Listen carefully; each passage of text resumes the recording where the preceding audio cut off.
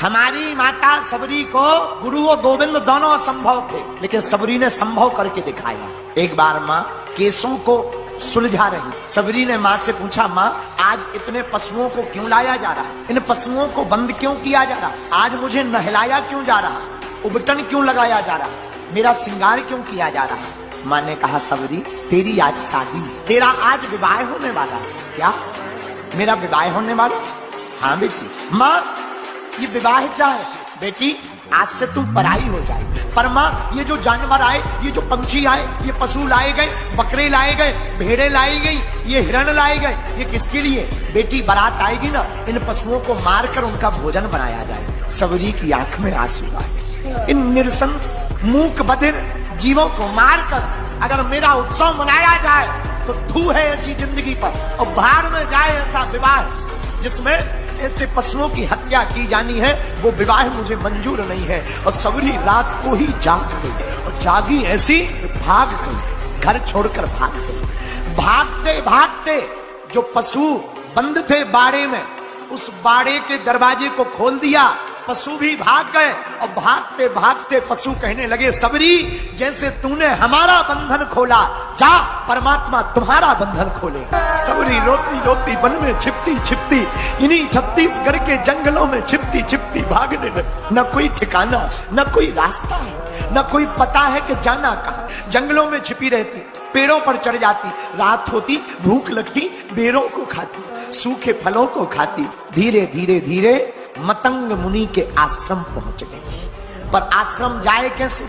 स्त्री है और अपने आप को निम्न जाति की मानती थी। सबरी मतंग मुनि के आश्रम के पास पेड़ पर रहने लगी। रात को आश्रम साफ कर देती, हवन के लिए लकड़ियां ले आती, दिन भर फिर छिप जाती। मतंग मुनि के शिष्यों ने देखा रोज कोई आकर के सेवा कर जाता है। अरे सेवा तो दिख रही, पर सेवादार नहीं दिख रहा। एक दिन शिष्यों ने छिप करके सबरी को पकड़ लिया, हाथ पकड़कर गुरुजी के पास ले आए। सबरी डर गई, दूर खड़ी हाथ जोड़कर हो गई।